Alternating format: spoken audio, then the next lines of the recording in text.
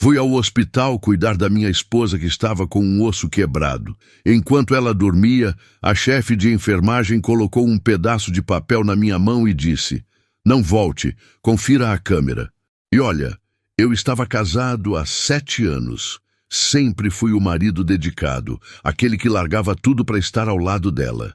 Naquele dia, cancelei reuniões importantes no trabalho, deixei projetos pela metade, tudo porque ela me ligou desesperada, dizendo que tinha caído e quebrado o braço. Mas se você está gostando dessa história, deixa o like agora e comenta aqui embaixo de qual cidade você está assistindo.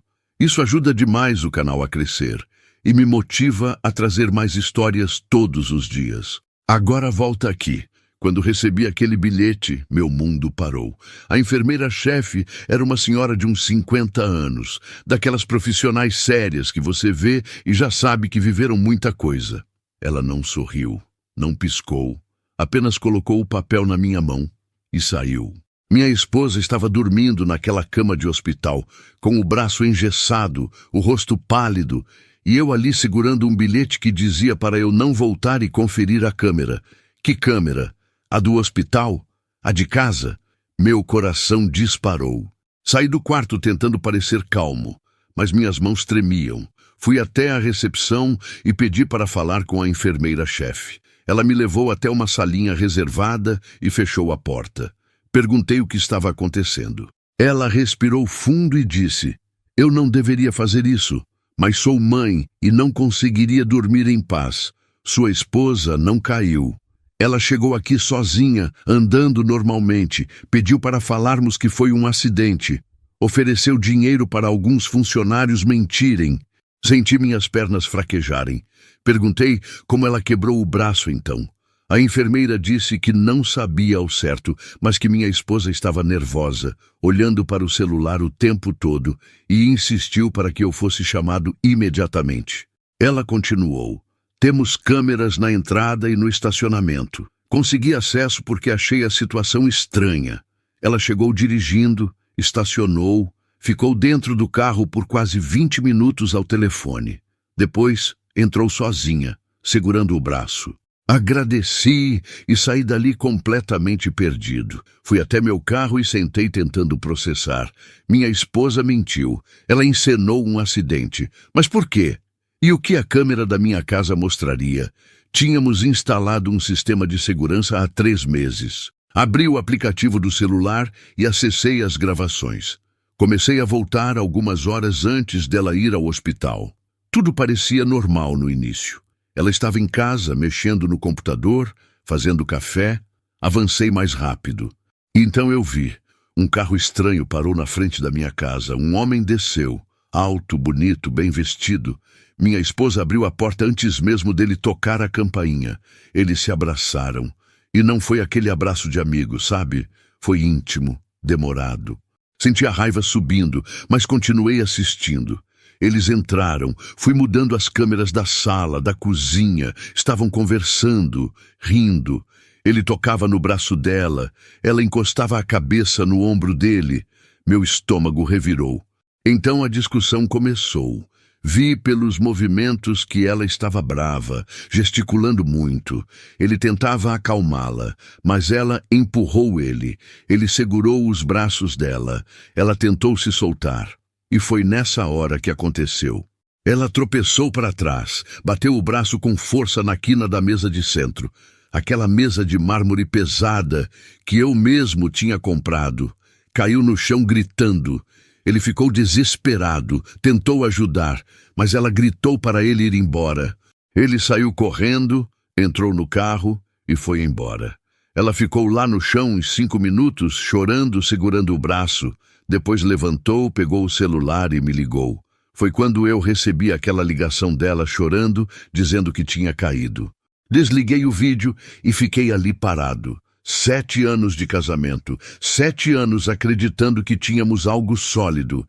E ela estava me traindo. E pior, criou toda essa farsa do acidente para esconder o amante.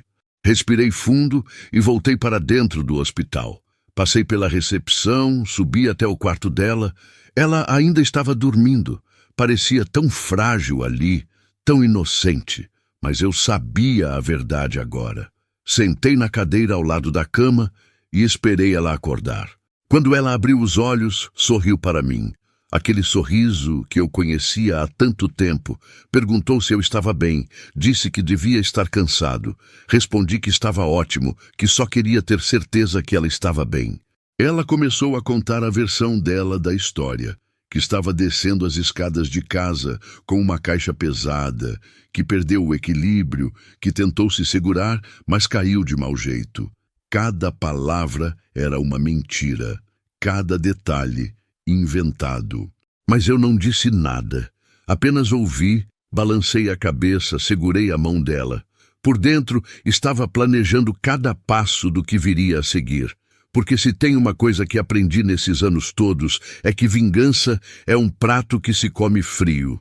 Passei os próximos dias sendo o marido perfeito. Levava café da manhã na cama para ela, ajudava com o banho, com a roupa, com tudo.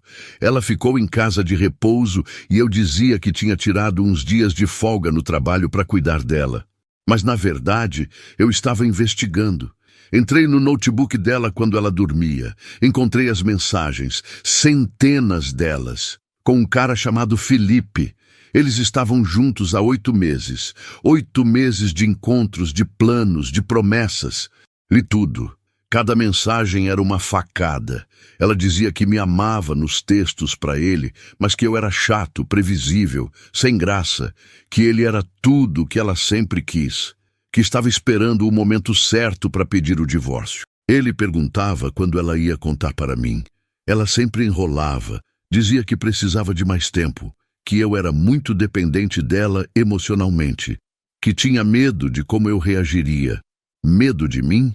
Eu que sempre fui tão paciente e compreensivo? Mas o pior estava por vir. Descobri que esse Felipe era meu colega de trabalho, não da mesma equipe, mas da mesma empresa. Trabalhava no departamento de marketing. Eu o via nos corredores, cumprimentava, às vezes até almoçávamos no mesmo restaurante. E ele sabia que ela era minha esposa. Sabia e não se importou. Aliás, pelas mensagens, isso deixava tudo mais emocionante para ele.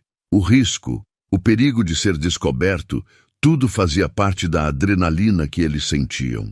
Tirei prints de tudo. Salvei em vários lugares, copiei os vídeos da câmera de segurança, organizei tudo em uma pasta bem detalhada com datas, horários, conversas. Cada evidência foi catalogada com cuidado. Então marquei uma reunião com o meu advogado. Expliquei toda a situação, mostrei as provas. Ele ficou impressionado com o nível de detalhe. Disse que raramente via casos tão bem documentados. Começamos a preparar o processo de divórcio. Mas eu não queria apenas o divórcio. Queria que ela sentisse o peso das consequências. Então, pedi para o advogado incluir pedido de danos morais pelo adultério, pela mentira elaborada do acidente, por tudo. Ele disse que tínhamos um caso forte. Enquanto isso, em casa, ela continuava vivendo a farsa. O braço estava melhorando. Ela começou a falar sobre voltarmos a fazer coisas juntos quando ela se recuperasse totalmente. Planejar uma viagem, renovar os votos, ter filhos. Filhos. Ela queria ter filhos comigo enquanto mantinha um caso com outro homem. A audácia era impressionante. Mas eu apenas sorria e concordava, sabendo que em breve tudo desmoronaria para ela. 2 semanas depois do acidente, ela estava bem melhor. O gesso ainda estava no braço, mas ela conseguia fazer quase tudo sozinha. Foi quando recebi a ligação do meu advogado dizendo que estava tudo pronto. Escolhi uma sexta-feira à noite. Preparei um jantar especial em casa. Acendi velas, coloquei música, abri uma garrafa de vinho cara que estávamos guardando para uma ocasião especial. Ela ficou emocionada, disse que eu era o homem mais romântico do mundo. Jantamos conversando sobre coisas triviais. Ela estava radiante, feliz, provavelmente aliviada por eu não ter descoberto nada. Quando terminamos de comer, peguei uma pasta que estava escondida debaixo do sofá. Coloquei a pasta na mesa. Ela olhou curiosa, perguntou o que era. Respondi que era um presente, que era importante ela ver. Ela abriu, sorrindo. O sorriso sumiu em 3 segundos quando viu a primeira foto impressa. Era uma captura de tela das mensagens dela com Felipe. Aqui ela dizia que eu era chato e previsível. Ela ficou branca. Tentou falar alguma coisa, mas eu pedi para ela continuar olhando. Tinha mais. Foto após foto das conversas, prints dos vídeos da câmera de segurança mostrando o Felipe entrando na minha casa, imagens dela abraçando ele, a sequência da briga e da queda que causou a fratura do braço. E por último, os papéis do divórcio. Tudo pronto, só faltando a assinatura dela. Ela começou a chorar, a pedir desculpas, a dizer que podia explicar, mas não tinha explicação que mudasse o que ela fez. Disse que sabia de tudo há 2 semanas, que cuidei dela esse tempo todo sabendo da traição, que fingi estar tudo bem enquanto organizava minha saída. Ela ficou em choque, perguntou como eu consegui fingir tão bem. Respondi que aprendi com a melhor. Afinal, ela estava fingindo há 8 meses. 2 amigos podem jogar o mesmo jogo, não é? A diferença é que eu joguei melhor. Ela implorou para conversarmos, para tentarmos terapia de casal, mas já estava decidido. Peguei minha mala, que também estava preparada, debaixo do sofá e disse que ia para um hotel, que o advogado dela receberia os papéis oficiais na segunda-feira, que ela tinha 1 semana para sair da casa, porque a casa estava no meu nome. Ela gritou que eu não podia fazer isso, que ela tinha direitos. Concordei, tinha sim. Por isso o advogado estava cuidando de tudo legalmente. Mas considerando as provas de adultério e fraude, ela provavelmente não ficaria com muita coisa. Quando estava saindo, ela perguntou sobre o Felipe, se eu ia contar para a empresa. Sorri e disse que já tinha enviado um e-mail anônimo para o Departamento de Recursos Humanos com algumas das evidências. Relacionamentos que causam conflito de interesse não eram permitidos. Saí daquela casa e nunca mais voltei. Nos dias seguintes, soube por amigos em comum que ela teve um colapso nervoso. Ligou para o Felipe desesperada, mas ele já tinha bloqueado ela de tudo. O RH da empresa abriu uma investigação. O Felipe foi demitido por violar o código de conduta da empresa. Minha ex-esposa teve que voltar para a casa dos pais porque não conseguiu pagar o aluguel de um apartamento sozinha. Perdeu amigos que ficaram do meu lado quando souberam da história. E eu? Bem, passei por terapia para processar tudo. Não foi fácil. 7 anos de casamento não se apagam da noite para o dia. Teve noites que chorei, que senti raiva, que questionei tudo, mas cada dia ficou um pouco mais fácil. O divórcio foi finalizado 6 meses depois. Ela tentou contestar, mas as provas eram irrefutáveis.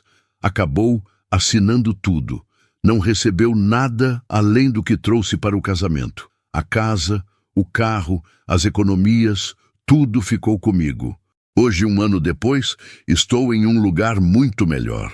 Conheci pessoas novas, reconectei com amigos antigos, até comecei a namorar de novo. Aprendi que lealdade e honestidade não são negociáveis para mim. E sabe o que é engraçado? Recebi uma mensagem dela há alguns meses, pedindo desculpas de novo, dizendo que errou, que me amava, que sentia minha falta. Deixei no vácuo. Algumas pontes é melhor deixar queimadas. A enfermeira-chefe do hospital, mandei flores e um cartão de agradecimento depois de tudo. Ela poderia ter ficado quieta, mas escolheu me avisar. Às vezes um estranho mostra mais consideração que alguém que jurou te amar para sempre. Então é isso. Se você chegou até aqui, muito obrigado por assistir. Deixa o like se você gostou da história e comenta de qual cidade você está me assistindo agora. Quero saber de onde vem a galera que acompanha o canal. E se você ainda não é inscrito, se inscreve aí que todo dia tem história nova.